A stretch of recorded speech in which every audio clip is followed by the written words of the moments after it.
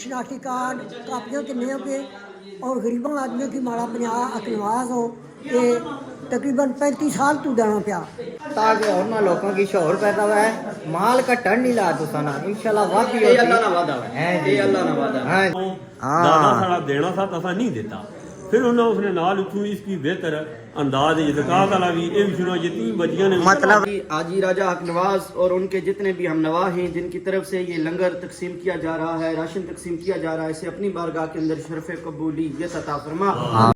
हाँ जी अस्सलाम वालेकुम जियो पठवार टीवी ने रंग जफरान करेशी ने संगियो बेलियो भैनों भराओ अल्लाह ने हुक्म नाल ठीक ठाक हो सो वालो सो अज नी वीडियो ना जनाब उनवान है रमज़ान शरीफ आ रहा उसने हवाले नाल जनाब वीडियो बना रहे हैं आज जा रहे हैं हाजी राजा हक नवाज होरां ने कार जड़े आल मुकीम है यूके उन्हां की जनाब हाजी मुश्ताक होरां ने नायन अली पुकारिया जाना वो रमज़ान पैकेज दे रहे ते उस हवाले नाल जा रहे हैं हाजी हक नवाज होरां ने घर पहुंची हैं जनाब ते इधर तक ना राशन माशाल्लाह पैक होया वा ते इत्थे थोड़ी देर बाद तकसीम होसी ये वीडियो बनाने ना एक मकसद है कि और ना की ख्याल करना चाहिए ना अपने आस पास पड़ोसियां ना गरीबां ना है जी रमज़ान मुबारक प्यासना है जी गरीबां ना ख्याल करो आगाही करने मारे हो तुसा ना दिल की अंदरों झंझोड़ने मारे हो जनाब ये वीडियो बना रहे हैं खुदारा तुसा भी गरीबां ना ख्याल करो जिसकी अल्लाह पाक इस्तात दिती है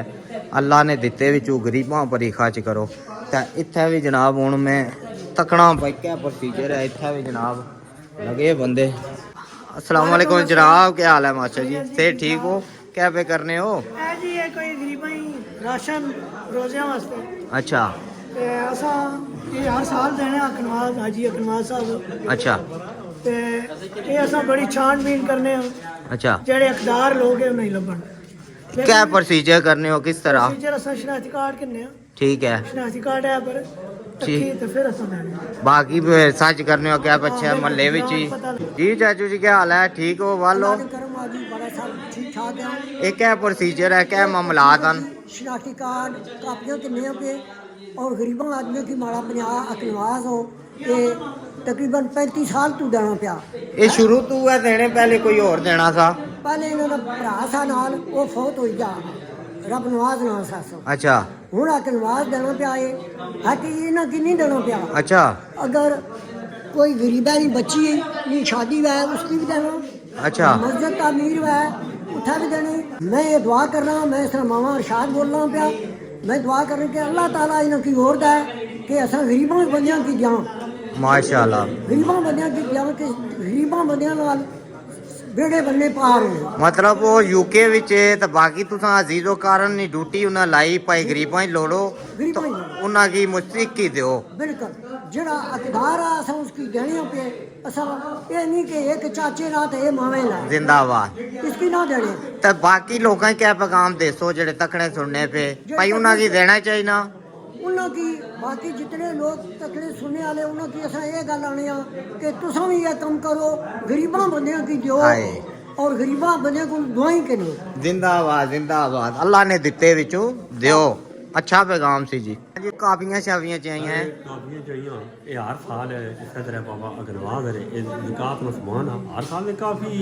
लॉन्ग टाइम से कम है जारी है बल्कि बड़ा लाम इन्होंने प्यो दादा भी मर गए माशाल्लाह ये रीत चलनी अन्नी भी इन्हें फ्लाई कमानी ये रीत चलनी फिर अगर इन्हें भी बल्कि इन्हें भी अप्लाई खातर किया इन्होंने अम्ब लगा होना था माड़ा उस सुनाई पावे अगनवाज उस अम्बा ने जसवंत आने थे क्या आखने थे दसवंत वो 10वां हिसाब ना देने ये आने को लालच पे कैसा नहीं देता वो अम्ब सारे खराब हो गए जियो ये सोच 50-60 मन अम्ब पैना था वो अम्ब सारे खराब हुई ना वजह उन्हें वजह ये कि असा दादा साड़ा देना था तसा नहीं देता फिर उन्हें उसने नाल उठू इसकी बेहतर अंदाज ज़कात वाला भी ये भी सुना जितनी बजियां ने मतलब रमजान पे आना गरीबां ना चूल्हा जली जासी कोई रोजे रखी किंदन गरीब दुआ देसन अल्लाह और देना ना कि साहब चूल्हे सारे ने होए बंद हां ये साला जिस कोई रमजान आदमी नहीं रमजान तो ना होए देवता में कम चलता हां जी काफी सारे अजीजो कारग आए जी इन्होंने जनाब जेड़े इत्थे हुन तरीकेकार नाल बनसन भी दुआ सी जी हुन मास्टर जी तरीकाकार है जी अल्लाह ने नए बरकत नाल माशाल्लाह जी। العالمين والصلاة والسلام على سيد الأنبياء والمرسلين ربنا ظلمنا أنفسنا وإن لم تغفر لنا وترحمنا لنكونن من الخاسرين آمین. مالک کریم راجی آجی راجہ حق نواز اور ان کے جتنے بھی ہم نوا ہیں جن کی طرف سے یہ لنگر تقسیم کیا جا رہا ہے، راشن تقسیم کیا جا رہا ہے، اسے اپنی بارگاہ کے اندر شرف قبولیت عطا فرما، آمین. اس کے شایان شان اجر عظیم عطا فرما.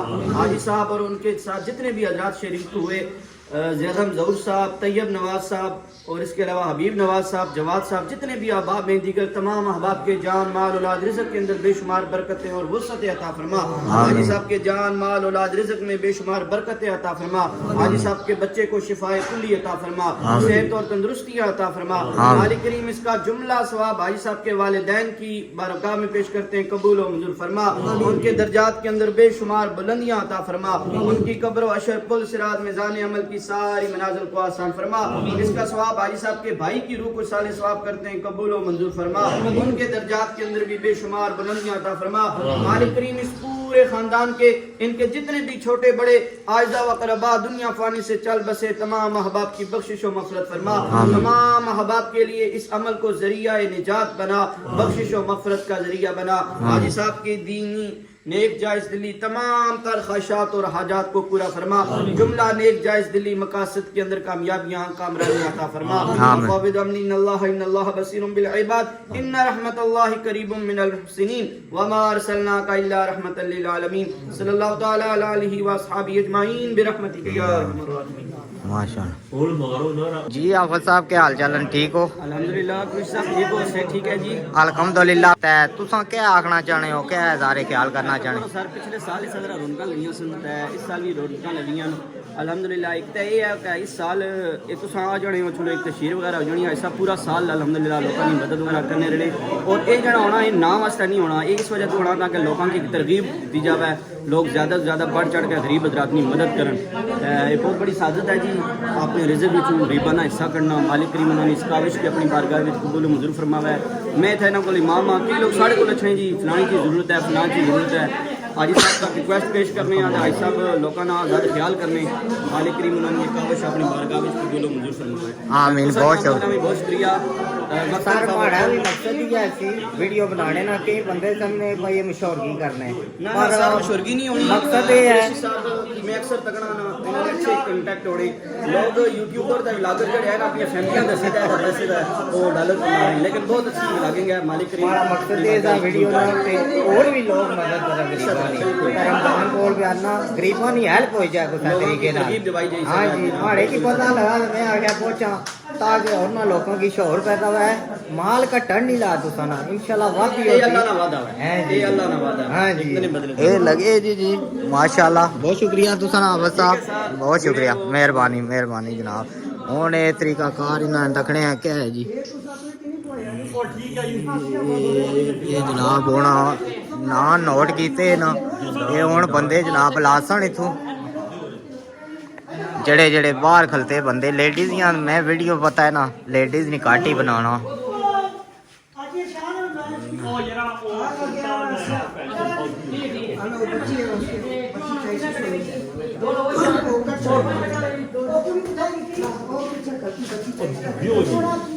جناب دینے پہ آئی ڈی کارڈ نہ پہلے کی دے سن تے باہر بندے کھلتے تے اپنے اپنے معاملات پہ کرنے جناب. ادھروں جناب بندے اسنے پہ باہروں بلانے آئی ڈی کارڈ نال تکی جناب اندر بندہ اسنا تے ادھروں راشن تے ایک پیکٹ کھولا ہے جی. کیا کیا راشن دسو جی؟ ایک پیکٹ کھولا ہے 2 کلو چینی، 2 کلو چینی ہے، گھی ہے، بیسن ہے، چاول چاول اور آٹا. آٹا بھی ہے، آٹا بھی ہے. ماشاءاللہ جی ماشاءاللہ. اتو گیٹ ہے تو بندے ہی بلانے نا لکھے نے انہوں نے آئی ڈی کارڈ کے دے نے تے طریقہ کار نہ باہروں بلانے تو اسی بندے ہی راشن دینے. ہوں باہروں بندے ہے بلائی جنہیں نہ پکارے نے وہ اسنے پہ ہر بندے نا اپنا طریقہ کار ہے یہ نوٹ کرنے لکھنے. بعد 10 15 بندے جناب بلانے جڑے حقدار ہے پھر انہوں کی دینے جناب. اے ہوں بلائے نے نا ہوں انہیں ہی دیسا.